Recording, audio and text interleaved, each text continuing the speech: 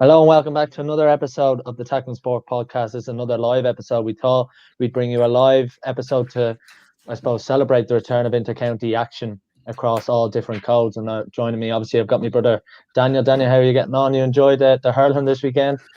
Oh, I got a great kick out of the hurling now, but we'll get to that in a sec. But yeah, hurling enjoyed it a lot more than I thought I would now, to be honest, just judging by Antrim's shock in particular. But well, yeah, as I said, we'll get to it in a sec.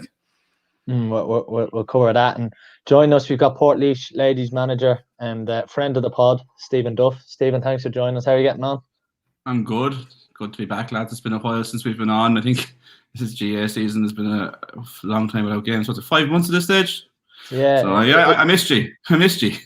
Yeah, it is hard to think it's the middle of May, and like considering how late the All Ireland was as well. You know, Christmas All Ireland for across the board. So we're going to get straight into it. As Daniel mentioned, the big one, I suppose, this weekend, and the big shock. And I think it's always good to have a weekend like that where there is a big shock and there's a massive talking point, and it's not just, you know, your typical, your Limerick and Tipperary dominating the hurling, especially in the media. But Dan, I suppose there's a lot of retweets around videos of Donald Cusack saying after Antrim winning the Joe McDonagh that, you know, they might struggle at this level, but, you know, they proved up in Antrim that they're well able to mix with the big boys. Yeah, that might be partially my fault, because I'd written an initial article back in December, because at the time I thought he was very harsh, because what he said was, he's like, I'll bet like they have no chance, they're going to take a lot of beatings, and you can just tell he'd only watched the Kerry game, which admittedly was a poor enough Joe McDonagh final, but like finals tend to be like that. And yeah, when he won, I was like, obviously he said Liam McCarthy, and you know, it's glorified pre-season at the moment, but like Clare, like nobody was saying that when Clare were like, I don't know, 5 or 6 points up after 13 minutes. Do you know what I mean? So I say full credit to Antrim for the victory, and particular mention to Neil Mcmanus, who's 33 years of age. He was actually injured all of last season and only came on as a sub in the Joe McDonagh. And now for him to not only play a part, but that point, I don't know if anyone's seen it, but the dummy he did, and then basically from his own half to essentially win the game for Antrim was amazing and very important for hurling, because I've spoken about this a lot, that it's a very closed shop. And that's true no fault of the top counties. It's just those second tier counties can't quite make the leap. And when it's a county like Antrim with a great hurling tradition, and I think it's very important that they are Ulster hurling, and Ulster hurling is supported as much as possible. To see them win, it was actually the perfect storyline for the GA, and came as a shock to me. And I went, what? Geez, I wonder what odds they were. They were actually 10-1 underdogs, I saw in one article, but chances are that realistically, you know, it was a 20-1 shot in terms of Clare, like probably 1-20 going up there. So I say fair play to Antrim. A lot of excuses coming out of the Clare camp, which is you love to see that really early on days. But we only had 3 weeks training, like no one else had 3 weeks training. But you could see, I think Antrim are probably going to target a big year, and I hope Donald Ogue's comments are up there. And last thing on this, like credit for him, in fairness, he stuck to his guns in the Sunday game. He said, yeah, they'll still take a lot of beating. So I begrudgingly respect him sticking by his opinion, despite new evidence, which suggests he may be wrong. No, but I think you're right, Dan, because a lot of work has gone into by the GA to target certain areas. So Limerick has got a huge amount of funding, same with Dublin, to promote Gaelic games within these areas. And Antrim is certainly one that a lot of people have called for, but not only, I suppose, to support cross community activity as well. And I know there's a lot of Gaelic clubs being heavily involved in that. But what Cushendall have done, you know, coming out of Ulster hurling as well, you know, it definitely is a positive thing. And I suppose where Clare maybe come from is the fact that Antrim have maybe had a few weeks extra on them, being allowed train at different times as well. But full credit to them for starting the season well. And you can make the league what you want. You can make it a pre-season tournament, or you can you know, make it a good old breeding ground and secure your place back in Division 1 as well. Go on, Stephen, sorry. I think from a Clare point of view as well, like I think it leads brilliantly into this weekend for them. Like Davy coming back home to Ennis, and I don't think Clare will have any problems motivating themselves for that, and especially with what's gone on in the Clare County Board for the past couple of months and years. And I think it couldn't be more perfectly teed up. Now, if you did look at Clare with John Conlon trialing him out at centre back, I don't think that'll happen again. I don't think he did too bad. One mistake towards the end, but his position was a bit off. And they did debut a few things. But as you said, lads, it's going up to Antrim needs to be tough. It needs to be tough for every team, and no matter what team you are. And it's great to see that hopefully they get their Casement Park project up and running, and going up to Antrim will become like going to a Burnley or going to a Stoke. And it'll become a really tough place to go, like the old days, and no one will want to go up there. And we'll see more of these results, and it'll give more of the smaller teams hope. But I think it tees it up brilliantly for this weekend, and it's given real life to the league, because there was a real chance that the league could have been just a glorified pre-season tournament. It could have been just people trialing players out and new things, and I think credit to the managers putting out their best team. And I know they're looking to build momentum and stuff, but it would have been very easy to just trial out new players and trial out new systems and stuff. But they're going for it. Yeah, and last thing on that, the reason I was so annoyed at the time of Donlogue, like Antrim had just got promoted to the All Ireland series, and Liam McCarthy, and you're trying to promote second tier counties to the first tier, and it just came across as this slow shop snobbery that exists in hurling from a lot of counties, and it just seems Donlogue leads that kind of stuff, in the sense that, and not to just pick on him, but the fact he, on Antrim's biggest day, and I know a lot of people weren't happy at the time about it, and then he was the first person that sprung to mind when I won, and I go, well, I wonder what Donlogue thinks of this now. And there's no need for him to call out that kind of stuff, because first of all, he was basing on the final. But look, it was brilliant to see Antrim win. It was fantastic the way they did it as well. Like, they thoroughly deserved it. And it's massive, and as Stephen said, it's absolutely huge for the league. So it's not just built on the Limerick unbeaten run, which we'll get to, but because that kind of gets a bit boring and tedious, considering everyone's targeting the All-Ireland. For Antrim, staying in Division 1 is massive, and hopefully it gets like football, where, you know, staying in Division 1 is the be-all and end-all. And for counties like Antrim, like Laois, like a few other counties in there, it's absolutely essential for the development that they're playing Division 1 hurling every single year.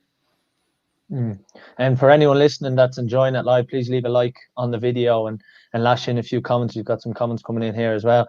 Just, I suppose, on that, Stephen, onto hurling, you know, I heard JP Mcmanus interviewed on RTE a few weeks ago, and you could tell he was just so excited to have hurling back and to have Limerick going at it against Tip. From the game, I know you might have watched a bit of it, did you kind of notice that there might have been a little bit of intensity missing from the game? I still thought there was some unbelievable bits of action, but it does kind of feel like it might take a few weeks for these players to get up to you know, championship level. Yeah, and I think that's natural. Like, we have to remember that there was only 3 weeks training, there was no practice matches, and you can't get the same intensity from internal games. So this is the first time lads are getting out to play at match practice. Like, we watched the first half, and we were kind of just talking here about whether it was the lack of crowd noise or whether it was the intensity of the hurling, but it felt like a practice match at times. And like, credit to the manager putting out their strongest team, and probably a hand is forced that they do need to build momentum. But like, there's some good hurling out there. But it'll be interesting to see how the legs last after week 2, week 3, week 4. You have to pray for lads' hamstrings, because I thought it was a crazy call going straight into games this quick, especially not having any practice games. I think there could be a lot of injuries built up. But as regards the game, there was some really tidy hurling. And I think Limerick looks so strong. Tipperary were surprisingly good as well. I didn't know what to expect from Tipperary, where they're going to regress or where they're going to stay where they were last year. But they've really kind of bounced back from last year's disappointment. I think Jason Ford, I thought it was unbelievable. And did anyone actually see his finger at the end of the game, the interview that he did at the end of the game for his man of the match? His finger was bent in 2 different ways. It was bent 90 degrees one way and bent 90 degrees the other way. So he was obviously carrying a pretty badly dislocated finger, and still scored 14 of Limerick's Tipperary's 20 points. So, yeah, no, an entertaining game, but that was a game that probably was lacking a bit of intensity. And I think we'll probably see the standard go all the way up as we move into to the summer and to championship. Really, we're going to discuss the preview for the football, because I think it's quite an interesting year for football, considering that it'll be, you know, back to kind of summer activities, which is a different style of football, if you like. And I suppose it's Desi Farrell's second year at the helm. Maybe on to you, Stephen. Just going back on the fallout, maybe from what happened, and we won't dwell too much on, you know, the different COVID breaches that some inter-county teams had. But, you know, do you feel like Desi might have been a little bit undermined with what happened, and what was kind of the take on it? Because it did seem like it was fairly big news at the time, and that the GA were going to be punished widespread, not just Desi getting a ban. My opinion on it was, and I think it probably remains the same at this point, is I think the public reaction was a bit over the top. I think, yes, they broke rules. Yes, they broke laws and restrictions, and they should have been punished. Because we can bet our bottom dollar that if there was 9 players there with a coach, there was 9 players somewhere else with another coach. And if Dublin were getting a leg up, they should have been punished. Now, there's anecdotal evidence that everybody was getting a leg up and everybody was doing their bit, but unfortunately Dublin got caught. And if that's happening and they'd already punished down in Cork, Dublin were always going to get punished. And I think they've been punished fairly. No home games, and you're looking at their group. Roscommon, Kerry be tough, and Galway. Like they won't be too. They're not going to be too under pressure there. Like obviously going to Kerry would be tough, but they've done it before. So yeah, look, it was a big hullabaloo at the time. It was probably over nothing looking back on it with hindsight. But I think that the punishment and the sanction needed to be handed out. And like Dublin are only going to get stronger from this, I think, because to go away from home, they have no argument then. They have no argument that they don't come out of Dublin and play their games. And I know it's only league, but they can continue to build that, ride that bandwagon that they want to come out and perform outside of Croke Park. So, yeah. We just have a comment in there from John discussing maybe about hurling. We'll get to that at the end. We might do a quick sort of Q&A at the end because there is a few interesting bits to take from it. Dan, looking ahead, really, I suppose the one team that I'm really intrigued to find out about this year is Kerry. I mean, because I think everyone was shocked when that late goal went in down at Páirc Uí Chaoimh, and it's a massive year for Kerry because it's, you know, how long, 7 years without an All-Ireland for Kerry. It's a long time. It's a bit like a famine down there, but do you see that kind of the long winter and what happened, the humiliation to Cork will stand them in good stead? Yeah, and we'll get to that advantage rule because of a bit of a rant to come on that John's comment there. But back to Kerry, like it's hilarious, and I don't want to go over all ground too much. It's absolutely hilarious what happened to them last year. How a team can, you know, have so much focus on Dublin and take their eye off the ball. It reminds me of the Kerry team that, you know, kept trying to target Tyrone every time. But it actually reminded me of obviously the example that springs to mind was Pat Gilroy in 2012, who openly admitted that going into that Mayo semi-final, he was already, you know, studying how to beat Donegal and took his eye off the ball. It's just amazing. And like Dublin don't do that. They're just so focused on, like in Leinster, they're so ruthless no matter who they're playing. And I think Kerry will learn a lot about it. Like people forget that in that 2019 first final, they had Dublin beaten against 14 men before David Moran got dispossessed. And it's like in club football when you don't know whether to keep the ball at the end or you want to kick the ball and you end up doing neither. And it's just like they were just like a poorly run club team there, Kerry, in the last 3 minutes. It's absolutely staggering that they didn't have a tactic to do 1 point up against 14 men against Dublin in 2019 final. So that would have hurt. And obviously in 2020, they made a right balls of it, to be honest with you. And I'm surprised Peter King kept his job. So I'm really intrigued in how they do it. Like, I know Pat Spillane wrote recently that he said, like, out of those 6 forwards that started against Cork, you know, 4 of them wouldn't be in the top 20 in Kerry forwards. Like, do you know what I mean? So there's definitely a sense in Kerry that they need to start picking the right players in the right positions and, you know, get the ball in quick to the likes of David Clifford and Sean O'Shea. They will, in my opinion, there's only 2 All-Ireland contenders this year, and that's Dublin and Kerry. I think there's a bit of a gap between the likes of Tyrone, Donegal and Mayo. I think they're kind of the second tier. And for me, like, I still think Dublin will do it, but yeah, Kerry have a right chance. They definitely won't get caught this year. Like, it's the same format, which we should probably get into, isn't, you know, like the most exciting format in the world. But yeah, it's Kerry. It's just amazing what happened to them. And look, I think they'll be thereabouts. They'll be so motivated. But yeah, I still laugh at how they threw it away against Cork and got caught on the day. Like, do you think Donny Buckley leaving Kerry is going to have an effect, and Maurice Fitzgerald having to step up further? Like, there was nothing hugely said about it in the media at the time. We haven't really learned why Donny Buckley left, and they haven't replaced him. The only thing we know is that Maurice Fitzgerald has taken up more of a coaching role along with his selection role. But then Donny Buckley moving to Monaghan kind of implies that he wanted to stay in the inter-county game. So do we think that that's going to have a massive effect on Kerry? Was he one of the reasons why that defensive system was coming out? Because I know he's inclined to be a defensive styled kind of coach. It's probably what he specialises in. So I wonder, is it going to have much of an effect on Kerry? We're going to see the shackles taken off, especially with Maurice Fitzgerald having more of a say in how they play. Quite possibly, like reading between the lines, that's probably the case. Like, and you have to question, and if he did go for that reason, you have to say that's fair enough, because you have to question how, in God's name, they think they can beat Dublin with a defensive system that they showed in Cork, or if half of that or whatever. So yeah, you're possibly right. that could be like, there's always stuff coming out in Kerry, to be fair. Like even after they all had these meetings, and you definitely sent me those rumors, Stephen. In fairness, reliable source. I love a good rumor. But like every rumor, when it turns out to be a rumor, I kind of pretend I didn't believe it. But yeah, you have to believe it till you don't believe it. But that's Kerry people, like, and Sean, we know this from our Kerry cousins. Like, they're mad into football, and I guess those rumors kind of develop a lot quicker with WhatsApp. But the Donny Buckley thing is very interesting, and it'll be interesting how this management team set up Kerry to play. Like, I'm very intrigued in their game against Galway on Saturday. I think it's the opening game of the weekend, so yeah, looking forward to that. But yeah, Kerry, they're the team to watch, 100%. Like you said at the top of the show, Sean. Stephen, would you kind of agree with Dan that probably there is only the two contenders for the All-Ireland this year? And he mentioned Tyrone, and it's obviously, God, it'll be the first time in a lot of people's lifetimes that they'll see another, management team in at Tyrone instead of Mickey Hart with Fergal Lohan and Brian Dooher at the helm. I mean, it's got a surely exciting time for Tyrone, because they've always seemed to be a county that's produced exceptional athletes and extremely good footballers, and it's maybe about finding a new system that can bring them forward and maybe try and bridge the gap and be the third or fourth best county. Yeah, like I'm really excited by Tyrone, and I just don't think they have enough time to change. Like, they need wholesale changes in Tyrone, and the way they've played football with Mickey has been bred into them for how long, and it's going to take time, and it's going to be a transition period, and things aren't going to work for them straight away. And I think this year it'll really take time for them to find their feet. Now, we may be surprised, and they might just take the shackles off. It'll suit all their players, but in realism, I think they're going to have to analyse themselves. A lot of change management, try to understand the new way of playing under Brian Dooher, and sorry, the name escapes me, but it's an exciting time for Tyrone. They've got a lot of the top talent in the country.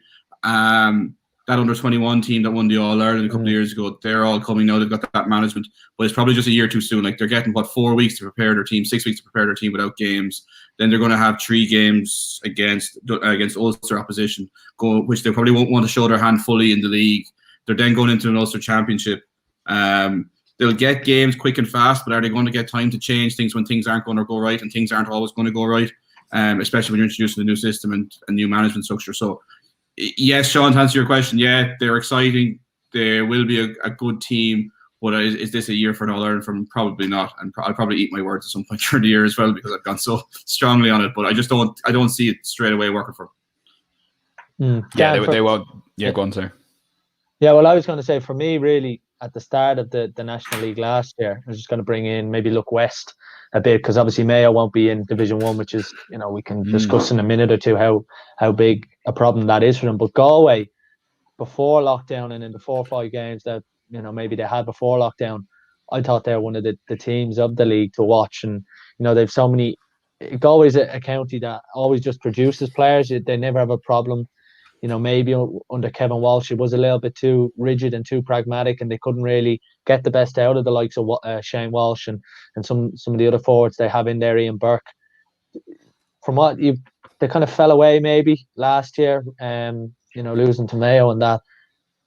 Do you think there's anything that Galway can push again, and maybe again, like Tyrone, all these counties have to bridge the gap, not just to Kerry, but also to Dublin? Yeah, there's a possibility. Like, again, it's like the old school in the sense that obviously it's going to be straight knockout, so it's going to be again, against Mayo realistically in a Connacht final to decide who's going to be in the All-Ireland semi-final. So, like, if they can get past that stage under a lot more freedom, like, it just felt like the Mayo game last year, they went back into old habits. Like, I know it wasn't great conditions. It just seemed that Mayo kind of had a bit more experience in that sense. Like, even though Galway had been there before and beaten Mayo in those conditions, like, they were trying to play a better standard of football, and they seemed like they were caught between two different brands of football. What they were trying to do, you could argue, like, they were another year on the road.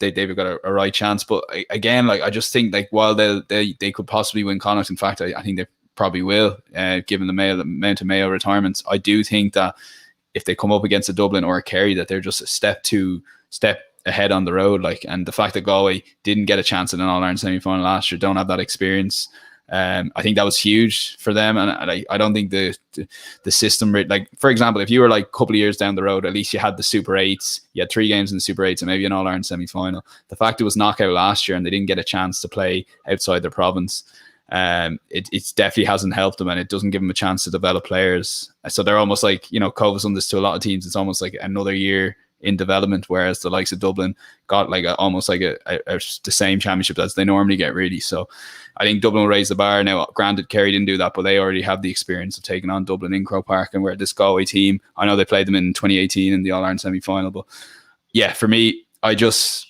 think they're just a little bit below. Like, while they might get to an All-Ireland semi-final, I think Dublin and Kerry are just in a different league to the likes of Galway. And I put Tyrone won't be winning All-Ireland this year. Like, it's going to take that management team a couple of years to develop those players. Like, and because they've been with Mickey Hart for so long, we've seen this in all sports. It doesn't happen overnight.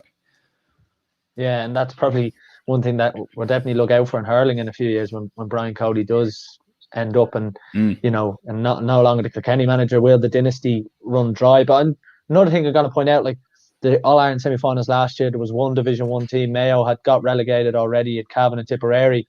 Like, I'm just looking at a sleeping giant, especially with you talk about how big football is in some of these counties, like in Kerry.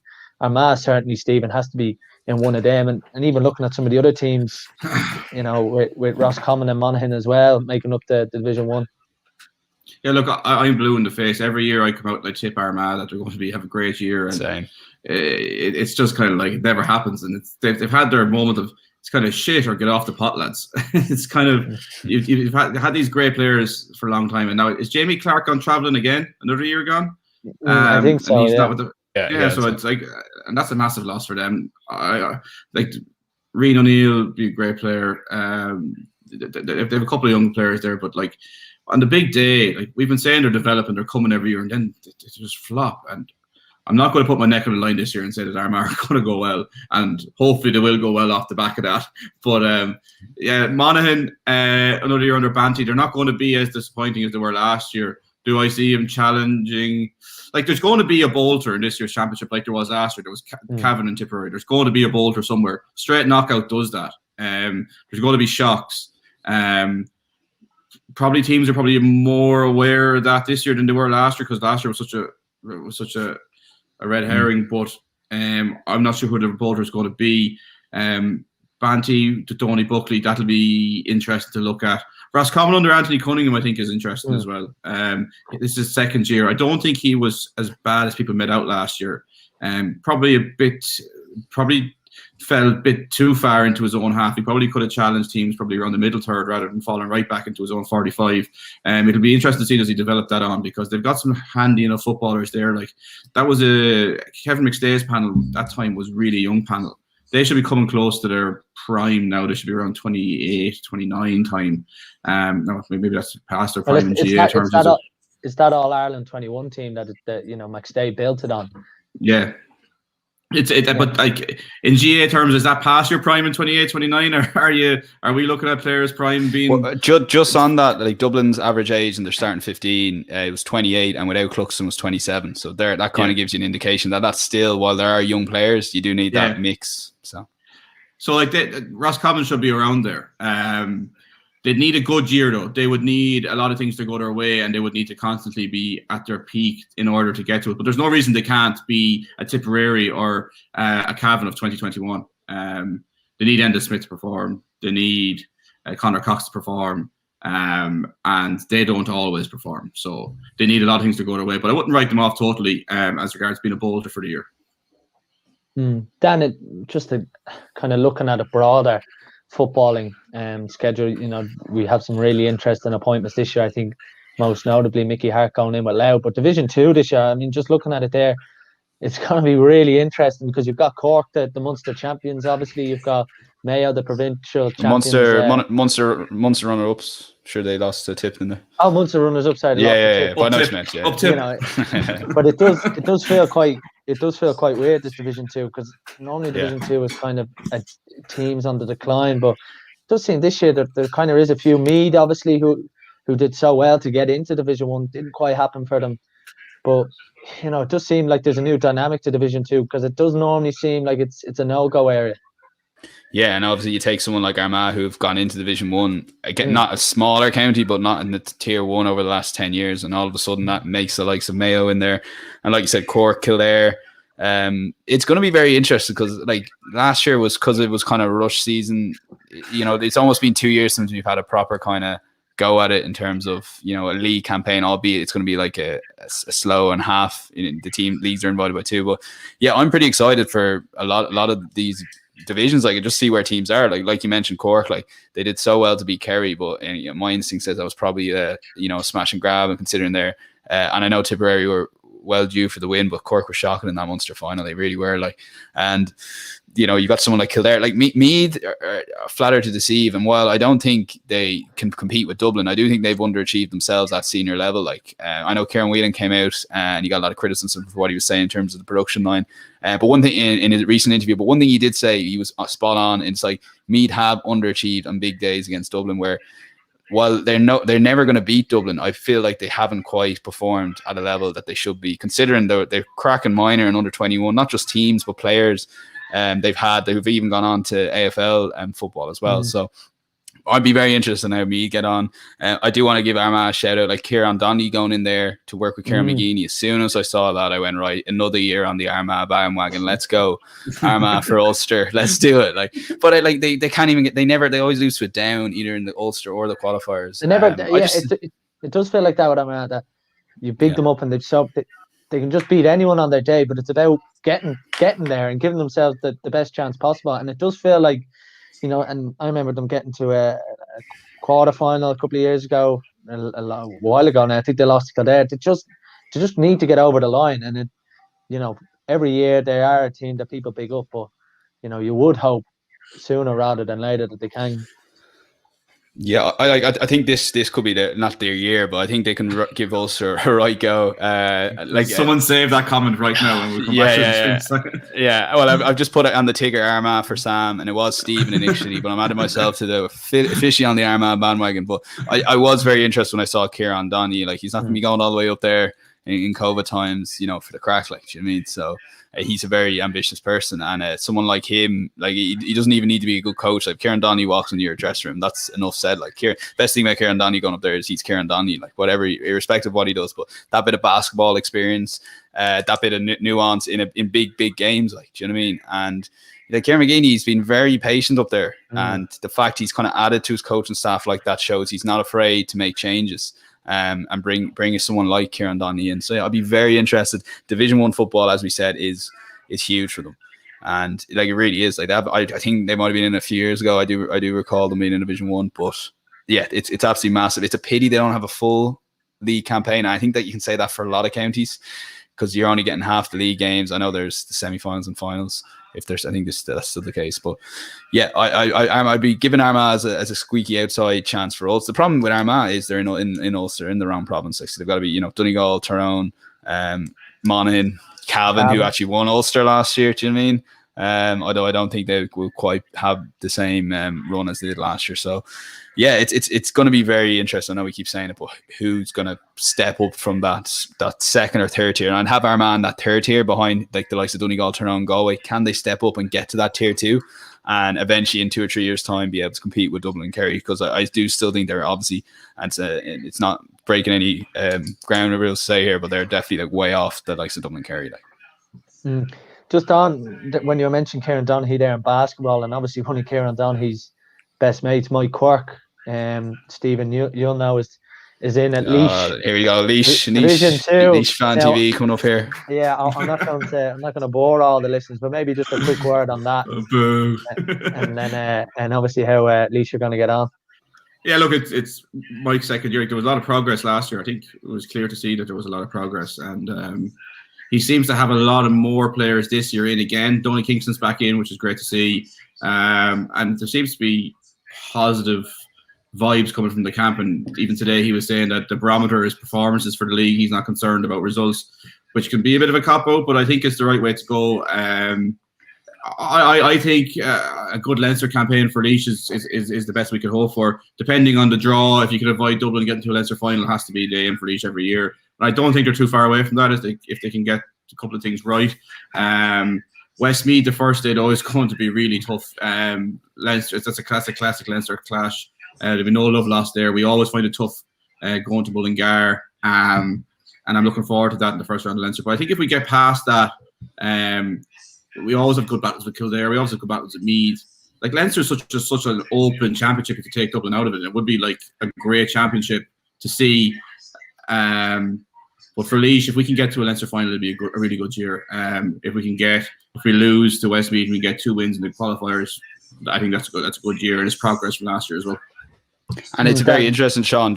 Like the Leinster didn't do the semi-finals draws yet. Did you notice that? Yeah. Like, if ever a competition is broken, to break what you've been doing for years because you don't want to have a team working all the way, like Laois, and say Laois were drawing Dublin in the semi-final. Like, what's the point?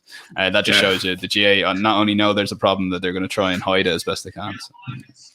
And then I saw that draw where there was someone messing with the balls and he kind of touched one and then went, oh, so you never know with the GA. It's like a classic club bingo lotto or something like that where you know, everyone knows that there's going to be no winner of the club lotto this week. but Dan, you mentioned Mayo earlier and the retirement. So like, I don't think I've ever seen that many retirements, and it felt like it was like one every couple of days. You know, it just felt like it was non-stop. If you ask me who's retired now, I couldn't tell you how many they are. But it's a really interesting dynamic and what is going to happen up there, because it felt this year like we could have made so many chances for them winning this year with no crowd. There's no crowd in there. You know, it's this and that, and Dublin could be there to get at with Dessie Farrell. But it's just, you know, the final didn't go the way they wanted. But the retirements have been kind of staggering, Dan. Yeah, I have it at 6, I think. I don't know if I can name them all, but like the likes of Parson, Donny Vaughan, she's already strong, Keith Higgins, Seamus O'Shea, Tom Parsons. That's 5. Said him already, Jesus.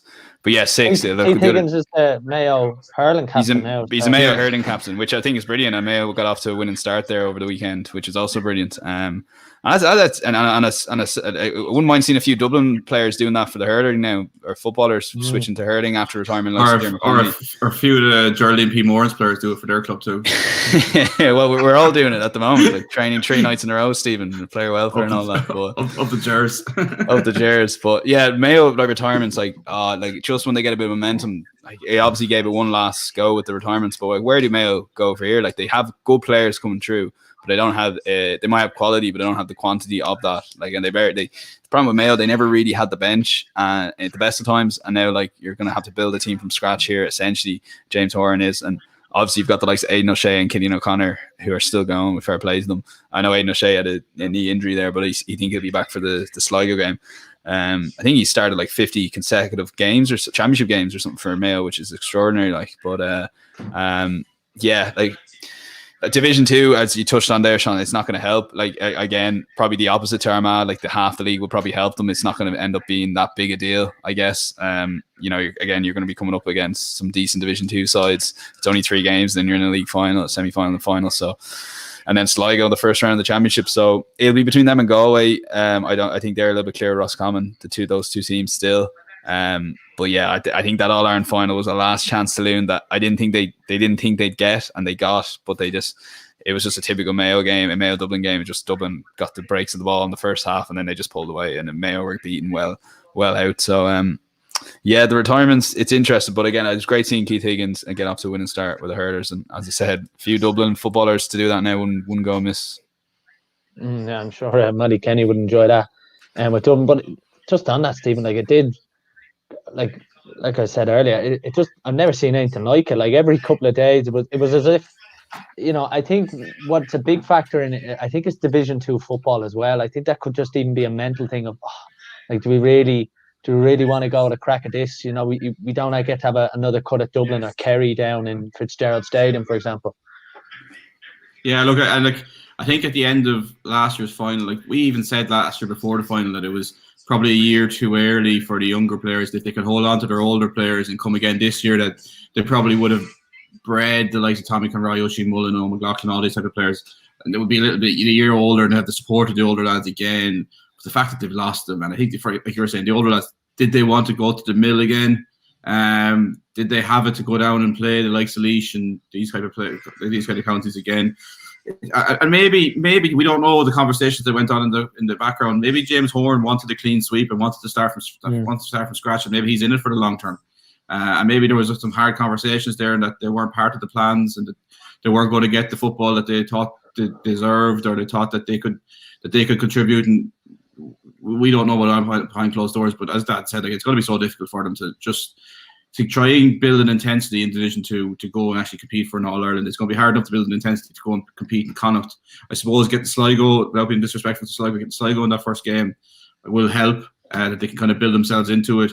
But as soon as they hit Division 1 kind of teams, they're going to see that difference, and they're going to feel it very quickly.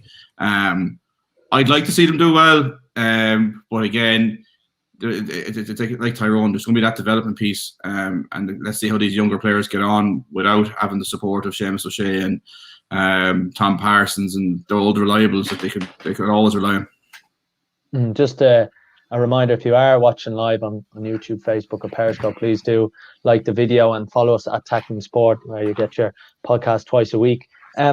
I suppose another thing, Dan, on it, I mean, we've had some good news, I suppose, in the last couple of days, with the COVID, with the pandemic at the moment, with the vaccine going well, but also with different talk around ministers saying that sport and spectators will be permitted into sport grounds come, June and July. And I think that is a really positive thing, because these footballers and these hurlers and, men and women, they deserve to be playing in front of big crowds, especially some of them considering different ages. They might be getting older, and I think that will give the inter-county players that little bit of lift and that spark that maybe they need heading into the league.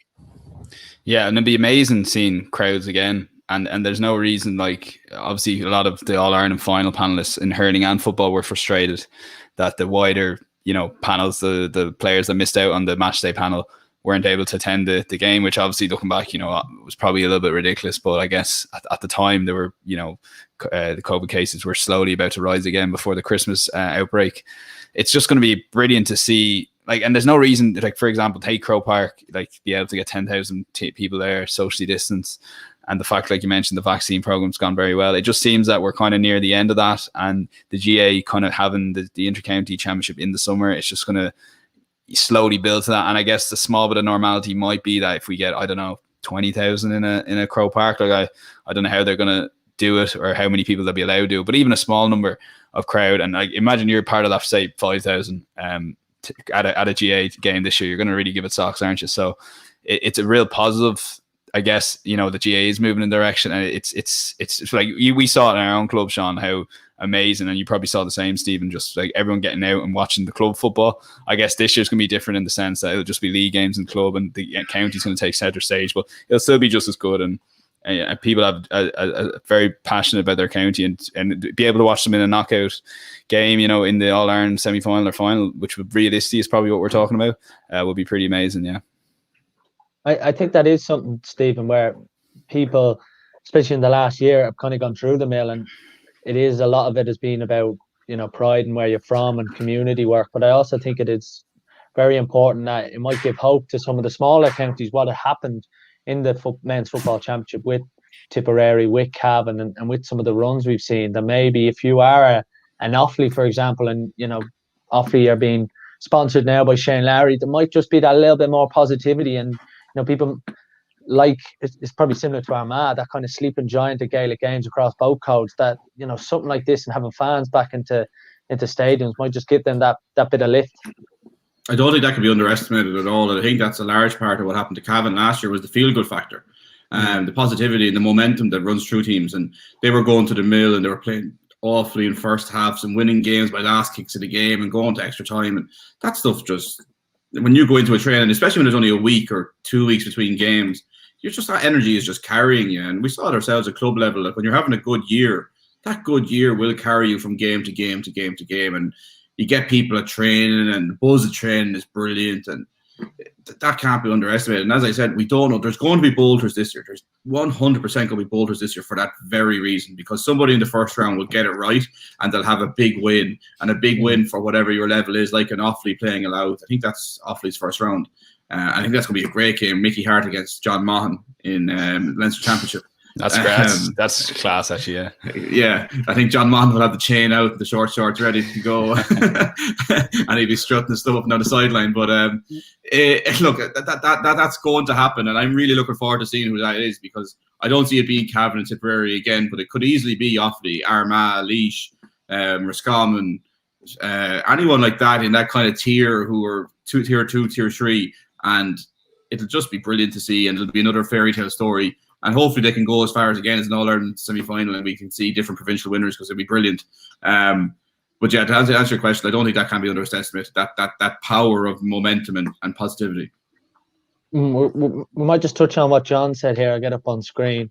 This is in the hurling, and it's something that I noticed kind of during the game. I didn't really watch it with a lot of sound, with someone watching it. And then at half time, it was noticeable that Henry Shefflin and Anthony Daly, two really pure hurling men, passionate about the game, they weren't happy about this advantage rule, and they showed a few cases where you want to see that final action, if you like, someone being fouled, and then going on and maybe having the crack of goal.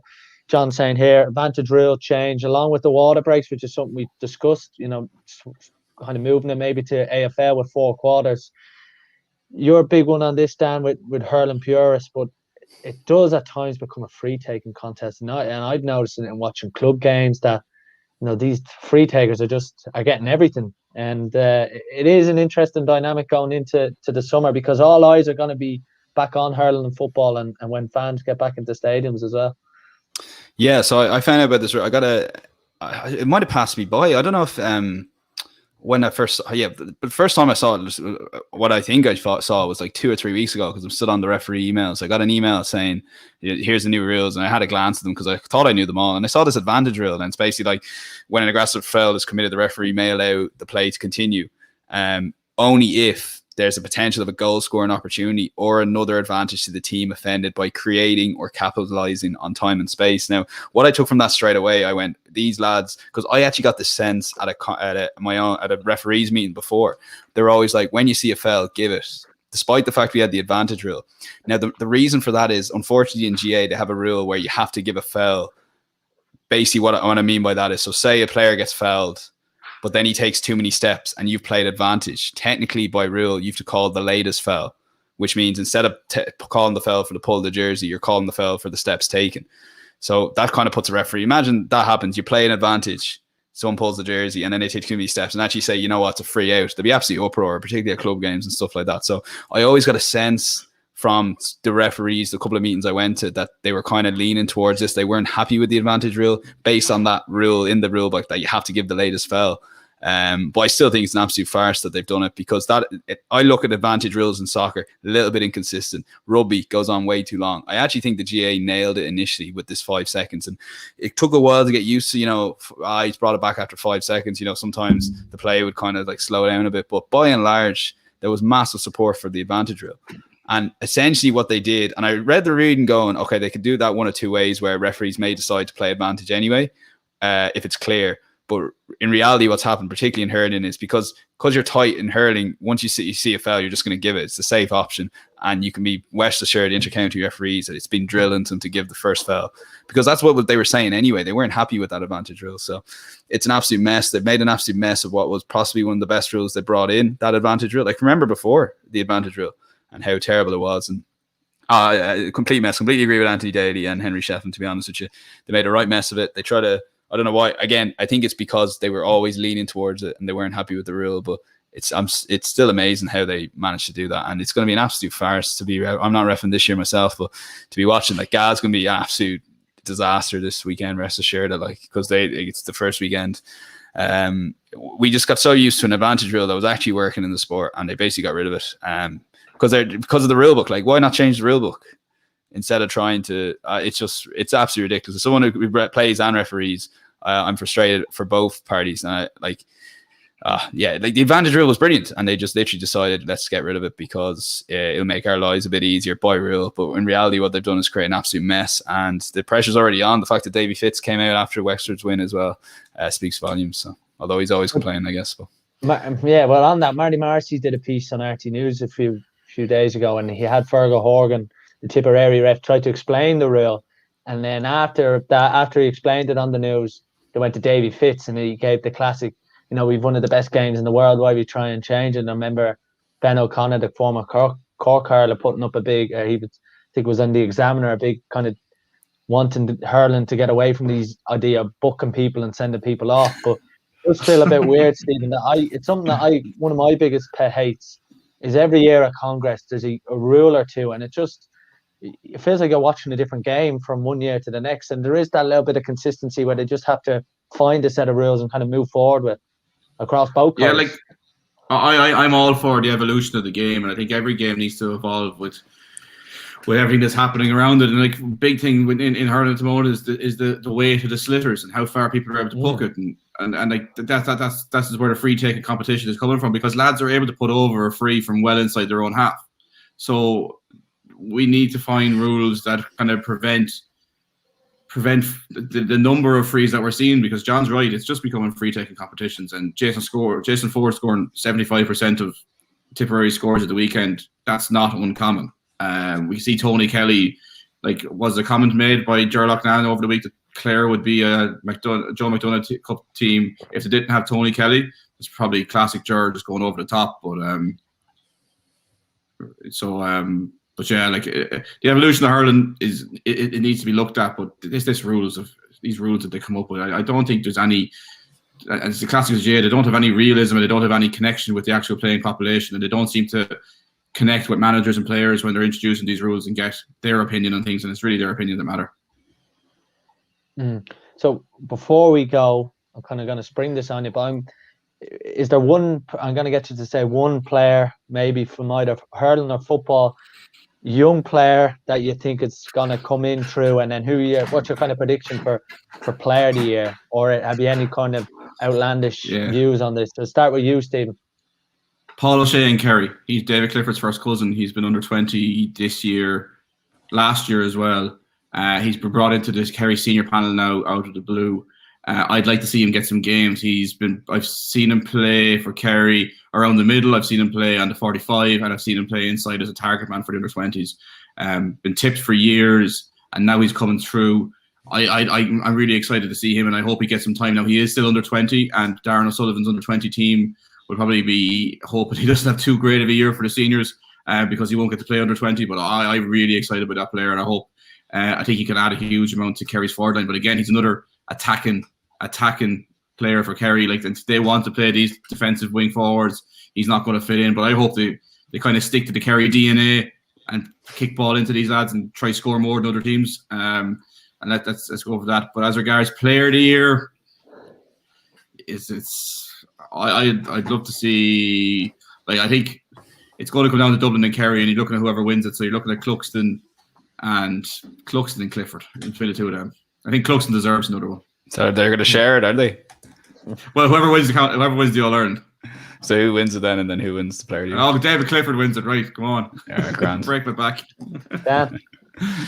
David Clifford for me, player of the year. I'd say he was fuming with his teammates. I know he kicked a few wides himself. We're not going down the David Clifford route again, but I'd say he was fuming with those other 14 lads. But anyway, in that Cork performance. But yeah, Kieran Archer, I don't know if he'll get into the Dublin senior panel this year, but he is an unbelievable talent. It's just a pity, like, he'll be in and he'll be like probably 35 on the panel and have to work his way up the ranks just to get a start. But I'd be interested if he is training with Dublin. It's very hard to find out that information sometimes, but for me, if he is involved with the senior team this year, he is an extraordinary talent. And Kieran Whelan says the conveyor belt is gone in Dublin and the production line is gone in Dublin, but I think Kieran Archer will kind of prove him wrong. Yeah, I suppose it's a question probably for another day. But that's it. That's the first episode of the GA season for 2021. Here's hoping that there is a few storylines like there were come the end of last year's campaign, and like we said earlier, that we get back into stadiums and fans can be back, and to be that real atmosphere about the Ulster final in Clonus or the All Ireland finals come the end of the summer. So that's all. Thanks very much to Stephen. You're going to hear a lot from Stephen throughout the year. He's one of our resident experts on Gaelic games. And Portlaoise senior ladies manager as well. And Portlaoise senior ladies manager who'll be busy this summer. We won't go down that road yet, though. Busy over the next few weeks, I'm sure, with the fixtures. No comment. Thanks for joining us, Stephen. No comment. Thanks, guys. Cheers. Bye. Like a Line of Duty interview. Dan, as always, thanks for joining me. Yeah, cheers, pleasure. And you can catch Dan on Pundit Arena with all his Antrim gossip now at the minute. I'm on the Antrim bandwagon there. On the Antrim and Armagh, Antrim for the small ball, Armagh for the big ball. He'll have an Ulster accent by next week. We'll have to get the accumulator on that one. But that's all for listening. If you have watched us live and you stuck with us throughout the live, thanks very much. If you can leave a like, and if you are watching on YouTube or on any podcast, make sure you subscribe to the podcast so you don't miss an episode. And we'll be here throughout the summer with the GA content, hopefully bringing you some inside action as well. So that's all from us on the Tackling Sport podcast. Thank you for listening.